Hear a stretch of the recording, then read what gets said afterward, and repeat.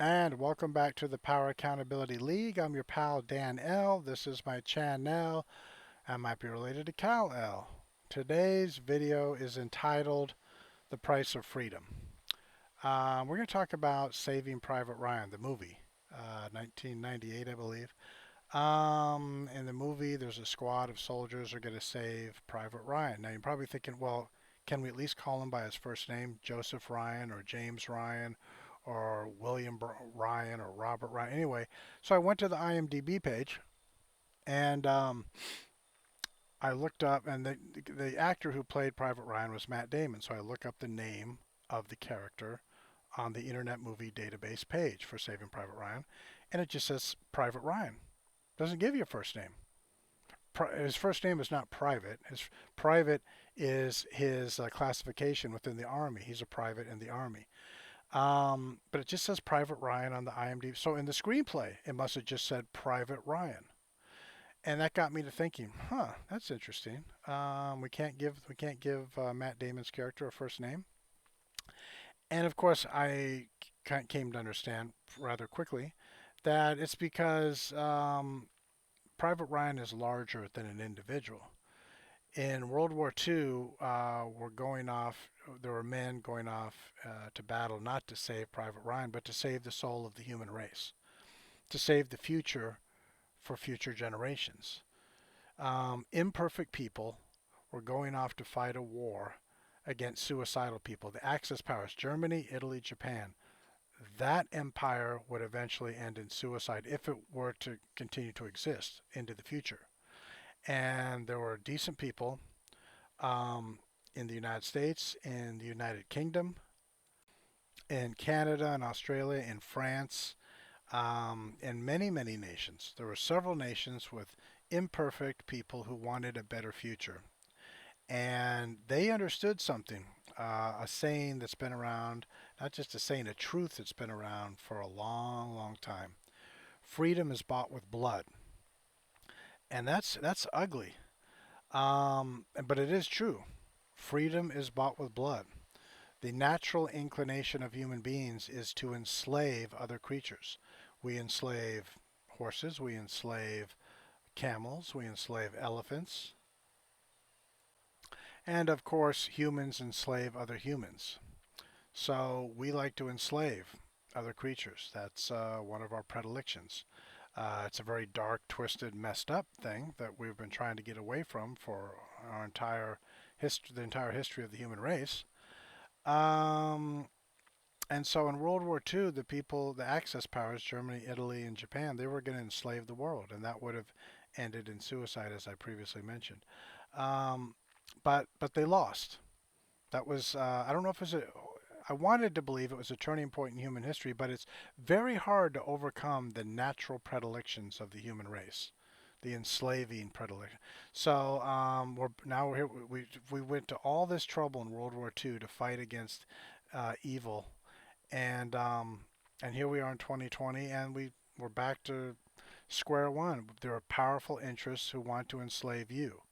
And they want to do it in the name of benevolence, in the name of kindness, generosity, charity, love, kindness, tenderness. But they're none of those things. When someone says you know what, I'm not a racist who believes in walls. Walls make you Hitler. And I'm thinking, walls make you Hitler. And then I'm like, well, I should come visit the people who are telling me that nations don't have a right to put up a wall on their border. I should go visit them at their house. Oh, there's a 20-foot wall surrounding their mansion, and there's security guards everywhere. That's weird. So I thought they didn't believe in walls. Well, they don't believe in them for you, but they do for themselves. Um, but getting back to Saving Private Ryan, like I said, that was in many ways it was a story, obviously, about saving Private Ryan, but it was a metaphor for saving the human race, for saving our soul, for saving decency, or at least a little bit of rationality, a little bit of logic. There's a lots of things that were being saved in World War II, and as I stated, they understood the people who went off to war. That there's two sides, and it was good. It was good versus bad, or actually evil versus righteousness. But let's just stick with good and bad for the moment. And they were fighting each other, and people who didn't want there were a lot of people who didn't want to die, but they understood that unless they were willing to forfeit their lives for a greater cause, which was freedom or at least a better future. How about that? How about that? How about just a better future? And Abraham, there's a scene in the movie Lincoln that Spielberg directed where Lincoln references that at the end of the Civil War. He said, if nothing else, maybe we're just fighting for a chance to redeem ourselves in the future or a chance at a better future. So that's what World War II was, a chance at a better future. And we built a better future for a while, and then for some reason in the 21st century we've been backsliding.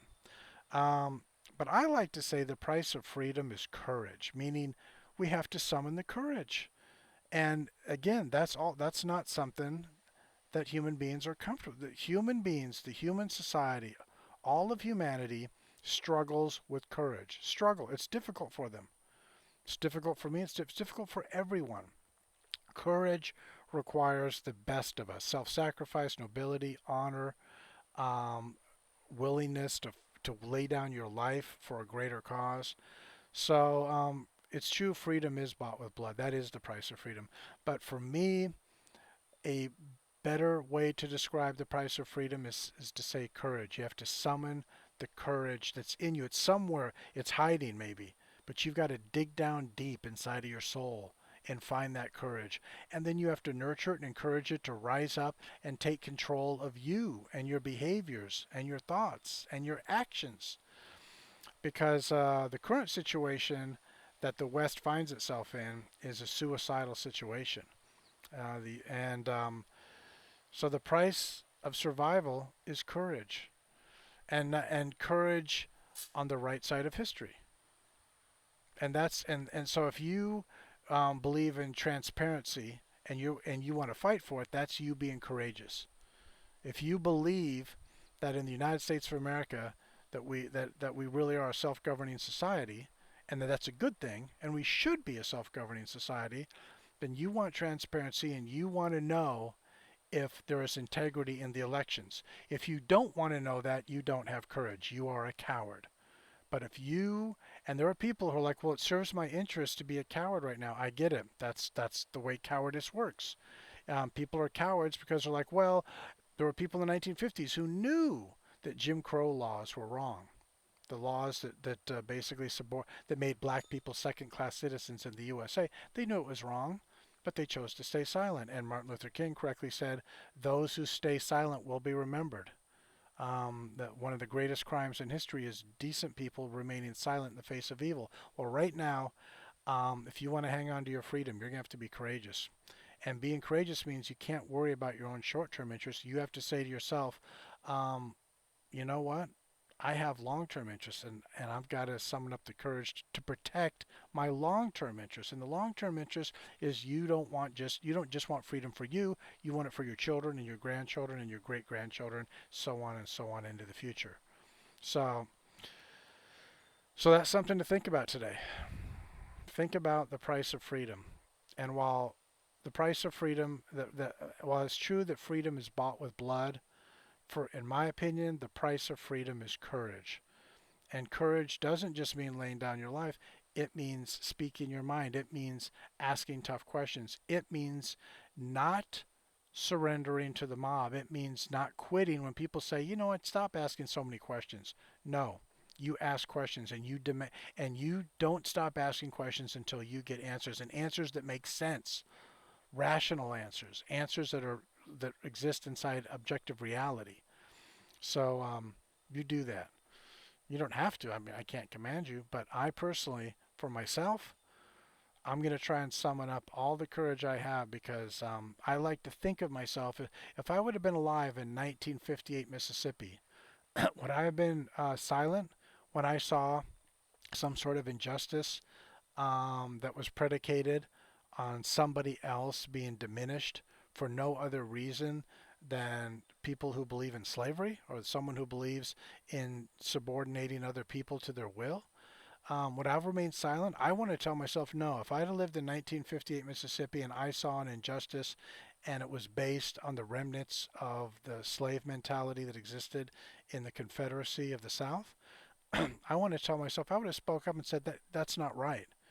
What you're doing is wrong and you need to stop doing what's wrong. Well, right now, you have your chance to be that person in 1958 or 1959 Mississippi who saw something and you knew it was wrong, and instead of staying silent and enabling bad people to basically enslave their neighbor, their fellow person, their fellow human, you have your chance right now in 2020, November of the year 2020, you have a chance to be a hero. You have a chance to be courageous.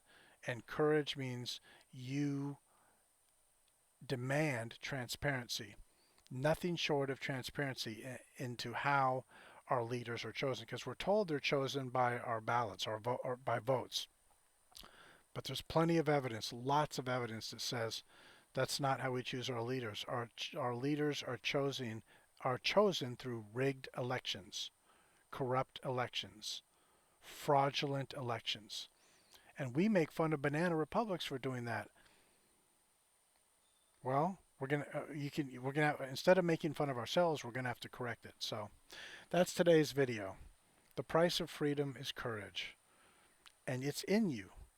You just have to nurture it. You just have to help it rise up to the surface. You have to help it take control of you. Anyway, thanks for stopping by. Have a good day. Bye bye.